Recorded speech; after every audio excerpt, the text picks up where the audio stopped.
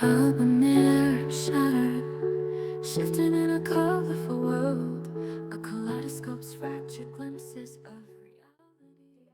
It's Hops.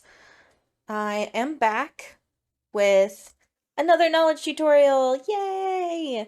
This time it's going to be Farm Folk of Velia, and surprise, it's about farm folk in Velia. So that's what we're gonna do today.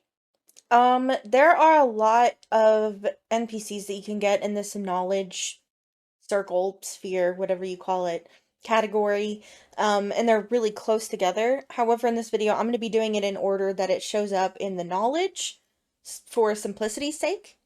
However, in the description, along with the timestamps that I'm going to be adding anyways for each NPC and location, I'm going to go ahead and put it in order of how easily you could get it. Now, I mean, you could probably figure that out on your own based on where we're going and grabbing extra NPCs and stuff, but I'm just going to do that anyways. My first tip is usually if you're going to be running around and getting all these NPCs and getting knowledge, you might as well get on your trainer, get all your trainer gear, get a low-level training horse. I mean, you might as well. This game is all about efficiency. That's just another little way that you can throw some efficiency in. The easiest way to actually get knowledge is usually to get someone in your guild or a friend of yours who has the knowledge, and then they can auto path directly to it so you don't have as many problems finding it. If you have someone that's willing to do that, that's great. If not, I can be that person for you. I can be your virtual ride. Yeah, well, no. Wait. Stop. Stop. No.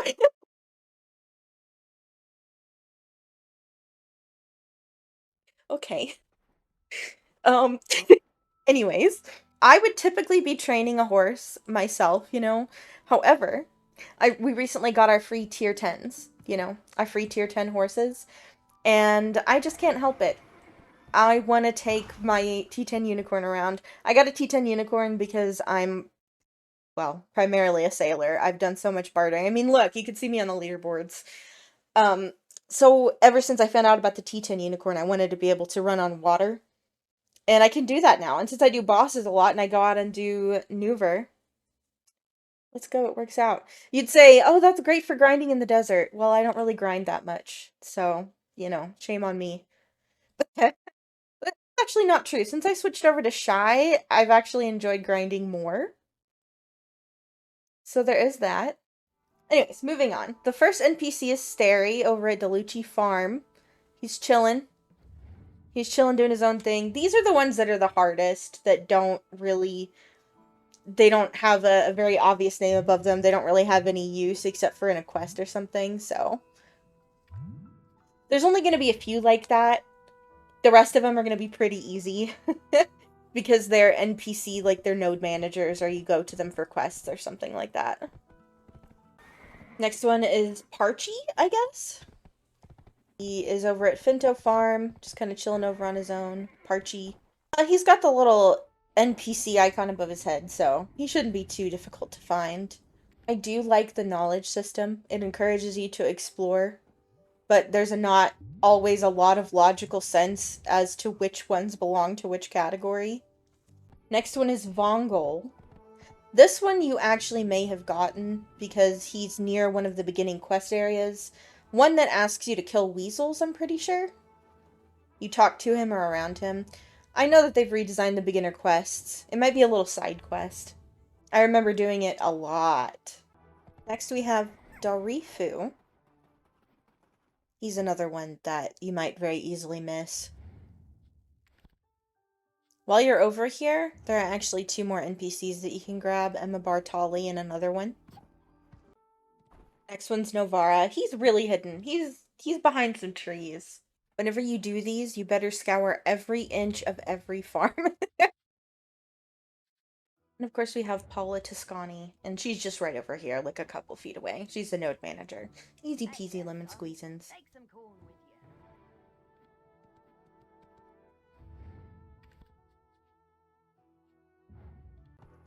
Here's Daphne DelLucci at DelLucci Farm. She actually gives you quests for hunting. Get a quest for hunting. She used to give quests for turning in hunter seals for sharps, but I think that's been redesigned too for the currency window. But as you can see, I haven't done those beginner quests because hunting is the one thing that I haven't actually done in the game, really. I don't know why. It just really had no interest for me. Though the Piku event did kind of change that for me. Shooting Piku is pretty fun. Less hunting is pretty profitable. So far, though, I have not been the most profitable person in game. I don't always do the most efficient method. I just do what's fun. Now, when I find something fun, I'll try to do the most efficient of that. But, like, for instance, I like fishing a lot. Fishing is not super profitable. It can be now with the prize fish.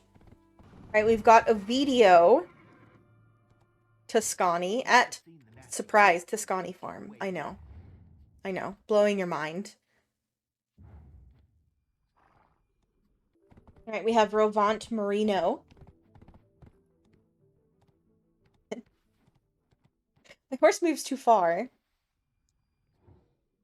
At Marino Farm. He's chilling. Over by this little cave. You can see some of them give you side quests. If you really want to get to like 20,000, 30,000 quests. No, I'm kidding. There are more efficient ways to do it. But you could go get all the side quests. If you wanted. Doesn't that sound fun? Every side quest in the game? There's got to be somebody who's done that. It's not me. It's definitely not me. I'm still trying to hit the 20k mark so that I can get that additional +1 enhancement chance. And there's one even higher than that afterwards. Alright, see, we're back at Loggia Farm. There's Camellia Loggia. I guess her husband right over there. Severo Loggia. See, there are a couple side quests you can get there too with the porters. It's like an escort quest type thing. Most people don't like escort quests. I usually do not. However, the escort quests in this game are absolutely hilarious. Because they follow you like demons sometimes. There's actually a little kid that you can escort around. It's one of the daily quests in Heidel, or used to be, for contribution. And you get this little child to follow you. She runs around after you fast, like a demon. You feel like you're running away instead of escorting her. I didn't sign up for these demon legs. I guess I'll have to show you that one day. Show you the demon-legged child. There's also demon-legged acolytes for quests in Calpheon. Yeah, see Emma Bartali at the Bartali Farm right here. Have Marina Finto, one of the ones you'll likely have because she's a node manager. Over at Finto Farm, and then, you know, Parcci up there hanging out, doing his thing. Being standoffish. Really, this is just all the standoffish people in the farm areas. The last couple are ones that you wouldn't expect to be farm folk of Velia. Like, for instance, this guy. He's a farm folk, but there's no farm. There's no farm here. Indasil. Boom. Wrong. There's a vineyard right here. It's a farm inside Velia. Gotcha. And then next we have Adrian Loggia. And here we are, the last one, Adrian Loggia. Probably the most confusing one out of all of them. And that's it. That's it. Super easy. You'd have a couple more energy. Of course, once again, you don't have to finish all of them. You just have to finish the amount that's required in the knowledge category to get the energy. But more knowledge means more special knowledge and special fame. And that's always good because obviously when you get more silver per day. So getting as much knowledge as possible is good. Plus, the more knowledge that you get, the more easily you can talk to the NPCs, which require a certain amount of knowledge. Sometimes you have to use your amity with someone, which is just, you know, your reputation. That's in the future, though. That's fun. That's the more complex stuff that you'll probably be really wanting a guide for. Anyways, I really hope this helped. I hope it made stuff with BDO just a little bit simpler. And I hope you have a wonderful day. Thank you, and come back for more guides. Bye.